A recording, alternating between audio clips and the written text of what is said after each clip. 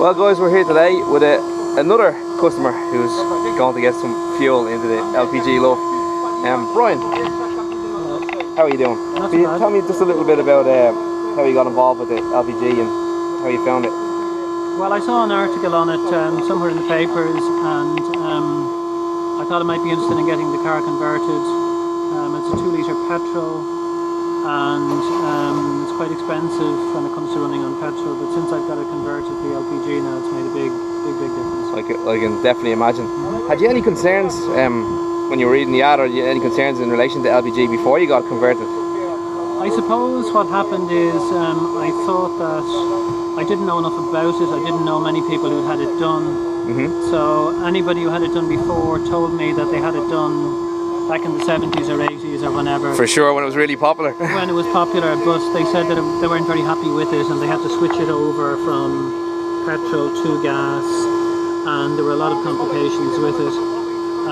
But the more modern ones now are an awful lot better. So that was the only hesitation I had. That's true, because I think they're up to about the 5th generation of LPG conversions, and back then, like, people were converting them themselves, and there was issues with leaking and all kinds of mystery troubles. And as you said, you had to be very meticulous to start it on, LPG or petrol, and backwards and forwards, and make sure it didn't run out. And before you turned it off, you had to switch it back.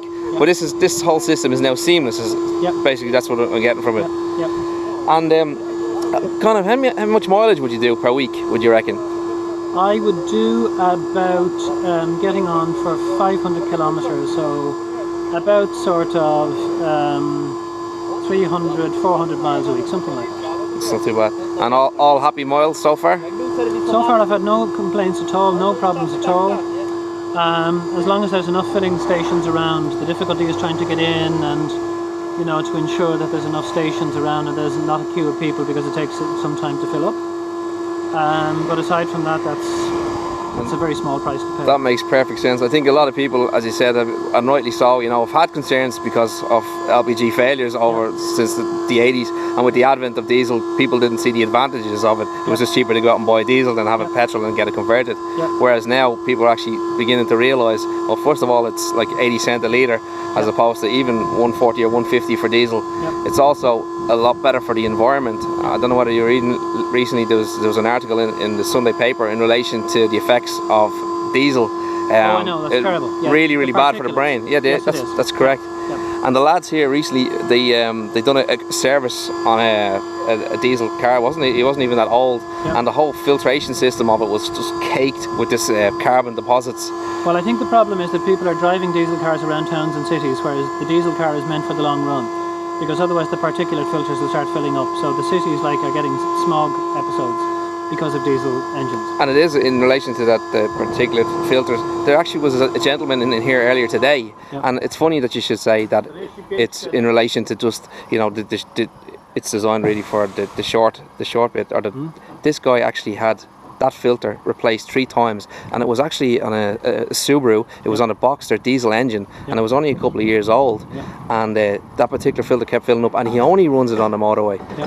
It's strange. Oh, wow. That surprises me. And the way the filtration system works is it needs to go for about 3,000. Needs to be high speed, but at about 3,000 mile or 3,000 RPM in order for it to actually to clear it all out. So it's great that you knew about that, and that's really good, because a lot of customers don't actually realise that. So that's really good. And in terms of recommendations for friends and family, would you be happy enough? Yeah, very much so.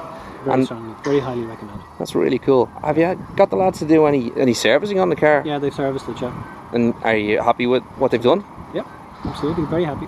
Excellent. And again, a lot of people don't know that they do servicing of the cars as well, so that's pretty cool. And as regards to safety, have you got any concerns about safety? Never had. No, like myself. Like, in fairness, those gas bottles are pretty strong, pretty reliable. Well, I mean, the point is that if you have gas for cooking and heating at home, then you have a gas line which is running underneath the foundations of the house. You take it for granted, you take it as being safe, you take it as meeting particular standards, particular specifications. As long as it does that, I have no problem with it being in the good. Yeah, for sure. Well, listen, it's been a pleasure meeting you and talking with you today, and thank you very much for taking the time to talk to me. Cheers. Okay.